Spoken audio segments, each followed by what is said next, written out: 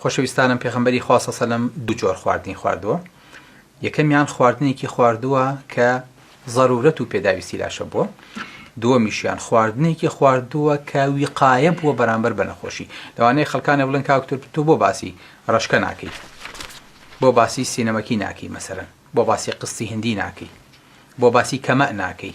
ئەمانە هەمی خواردنێک بوو پێغەمبەری خوا صلی الله علیه و سلم وەکو شیفا بەکاری هێناون. ئێمە ئەمڕۆ لە بەرنامەی ئەم جارەمانە باسی بەرنامەی خۆراکی پێغەمبەری خوامان کە صلی الله علیه و سلم باسی چارەسەری پێغەمبەری خوامان نەکرد صلی الله علیه و سلم بە خۆراک و بە هێربەڵ و بە عاشاب.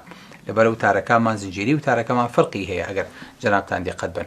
بەڵام ئەم وتارانە ئەوەی کێساکەنە باسمان کرد بەشێکی زۆری پێغەمبەری خوا صلی الله علیه و سلم ئەم خواردنانی وەکو وقایە و خۆپاراستن بەکارهێناوە، کەواتە وەکو غیذا بەکارهێناون، بەشێکی تری وەکو وقایە.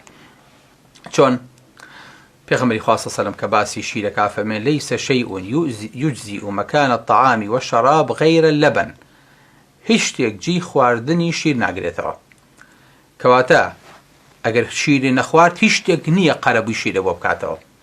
کەواتە پێغەمبەری خوا صلی الله علیه و سلم یەکێک لە تەرکیزەکانی ئاگاتان لێ بێ مانی کە باسمان کرد لە هەنگوین، لە چی؟ لە شیر، لە خورما، لە خەل، لە نانی جۆی بە توێکڵەکەەوە ئاگاتان لێ بێ، بە بۆری. ئەمانی پێغەمبەری خوا صلی الله علیه و سلم خواردوونی خواردنانێک بوون کە پێداویستی ئینسانی پڕ کردوێتەوە. واتە ئێمە پێڵین خواردنی سەرەکی یاخود خواردنی مەرکەزی. ئەمانە خواردنی پێغەمبەری خوا بوون صلی الله علیه و سلم. ئەو شتانی ترکە خوراون تەواوکەری ئەمانە بوون، واتە لاوەکی بوون، بەڵام ئەمانە خواردنی سەرەکی بوون. هیچ کەسێ ناتوانێت ئیستیغنا لەم تەوەرە بکە، لەم وەسەتە بکە کە پێغەمبەری خوا صلی الله علیه و سلم تیاژیاوە. بۆ چکە ئەمانە هەموو پێداویستی خواردنی ئینسانی تیا بووە.